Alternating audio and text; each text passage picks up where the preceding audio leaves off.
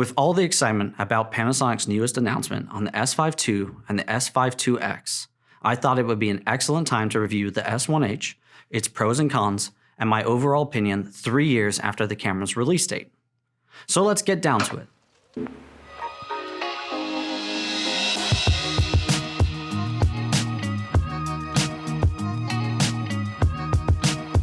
If there's one brand that consistently gives you the best bang for your buck, it's Panasonic.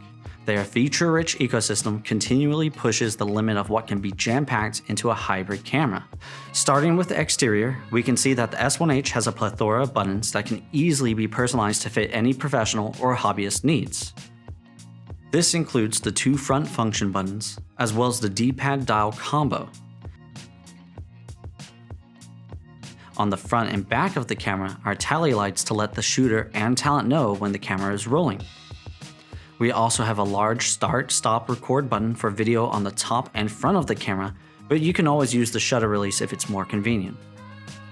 There's even a flash sync port that also passes timecode, a switch to change autofocus modes, a button for types of autofocus modes, and a lock switch to prevent you or others from changing critical settings during a shoot.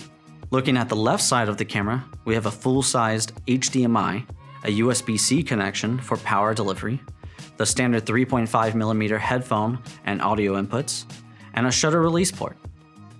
There's a tiny little button labeled LVF or Live Viewfinder to help you cycle between the eyepiece, the monitor, or having the camera decide. We can also see that the S1H has a tapered vent for the cooling system, and my personal favorite, the 2.3 million dot hinged, fully articulating touchscreen monitor. Shifting to the top portion of the camera, we have a large display that gives you a variety of information, including the battery life when the camera is on or off. Again, the giant red record button for video, the shutter release button, various dials for settings, and the Trinity ISO, white balance, and exposure compensation that's been the Lumix standard. We also have the hot shoe, which passes data from an XLR adapter. Finally, on the right side of the camera, we have the dual card slot, which takes 2 UHS 2 SD cards. We can also see a V-mode button to change the amount of information you see when using the EVF, and the viewfinder itself sits comfortably with most eyes and provides a solid 5.76 million dot display.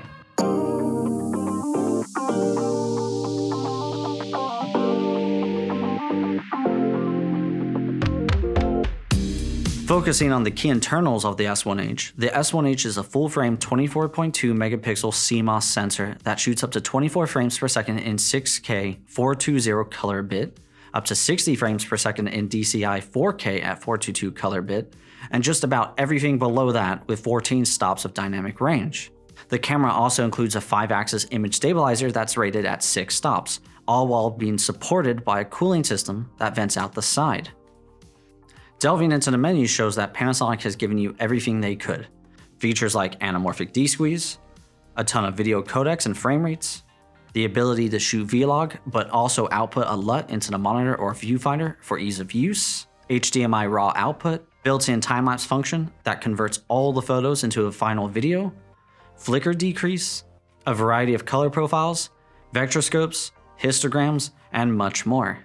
I could go into detail on every little feature hidden away in the menus, but it would turn this video into a 40-minute piece. And at that point, there's plenty of reviewers who have dissected this camera, like CVP or CineD.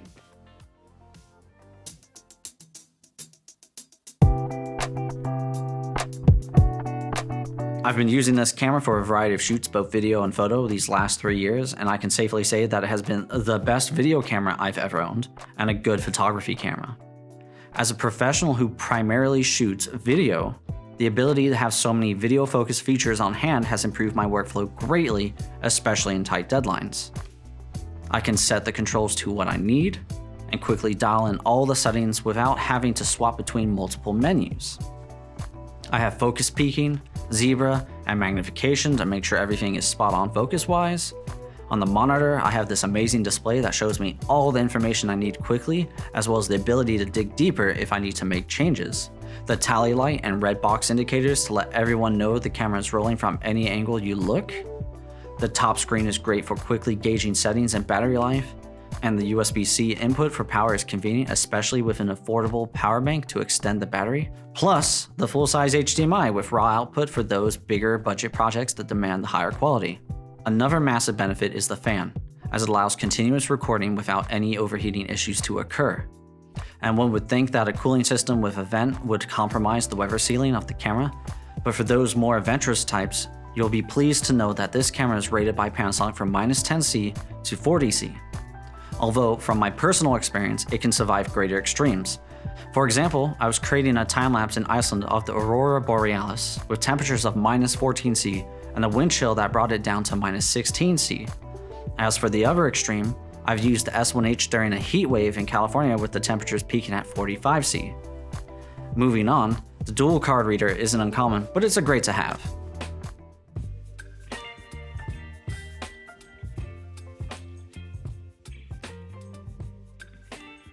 Now I'm going to bring up the issues with the S1H. First, the autofocus is awful in video mode and okay at best for photos. That's it. I can't say anything positive about it because it misses the mark about 90% of the time while shooting video, and when I'm taking photos, it's about 50% because it does an okay job when shooting landscapes. Thankfully, Panasonic are already taking steps to remedy this in the newest S5 II. Hopefully, they'll add the dual contrast and phase detection system into the next version. Second, the sensor is a dust hog. I've used this camera in a number of environments from controlled studio spaces to extreme weather scenarios, and about 2 out of 5 lens swaps are accompanied by dust sticking to the sensor. Now, this isn't too big of a deal when lens swaps are between scenes, but for those run and gunners at events or looking for the perfect shot, this can be a killer as you will need to make sure the sensor is dust-free before continuing with your work. Otherwise, you will risk the dust impacting your quality. I did find that a can of air remedied this issue pretty much every time, but having to slow down or stop has an impact in your work efficiency. And third, the battery life is okay. If it wasn't for the USB-C power input, I would argue this is one of the biggest issues on the S1H. And in some cases, it feels as if Panasonic knew it would be a blocker for a lot of professionals who need a moderate to excellent battery life. Since I'm making this video 3 years after I purchased the camera, it's possible these issues will be resolved in the next iteration.